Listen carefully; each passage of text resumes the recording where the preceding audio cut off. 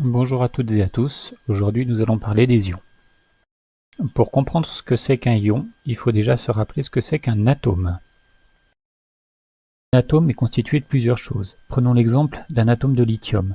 Il est constitué de 3 électrons, 3 protons et 4 neutrons. Les neutrons et les protons forment ce qu'on appelle le noyau.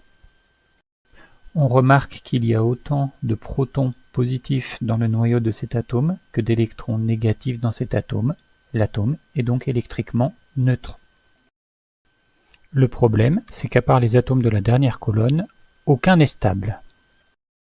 Un atome va être stable soit s'il est dans une molécule, par exemple l'atome d'oxygène va être stable dans la molécule d'eau ou dans la molécule de dioxyde de carbone, mais il peut aussi être stable sous la forme d'un ion. Mais ça ne nous avance toujours pas sur ce que c'est qu'un ion.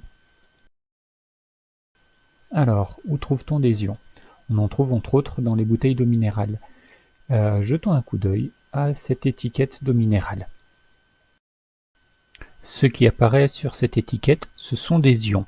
On peut remarquer qu'on a des ions qui sont accompagnés d'une charge positive et d'autres qui sont accompagnés d'une charge négative. Un ion est donc une espèce chimique électriquement chargée.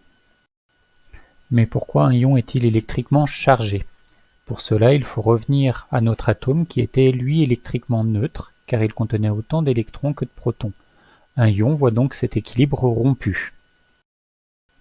Soit il gagnera des électrons, à ce moment-là il sera négatif car il contiendra davantage d'électrons négatifs que de protons positifs, soit il perdra des électrons et deviendra positif car il contiendra davantage de protons positifs que d'électrons négatifs. Voici une liste d'ions à connaître, par exemple l'ion cuivre de formule Cu2+, c'est un atome de cuivre qui a perdu 2 électrons. Ou encore l'ion chlorure de formule Cl-, c'est un atome de chlore qui lui a gagné un électron.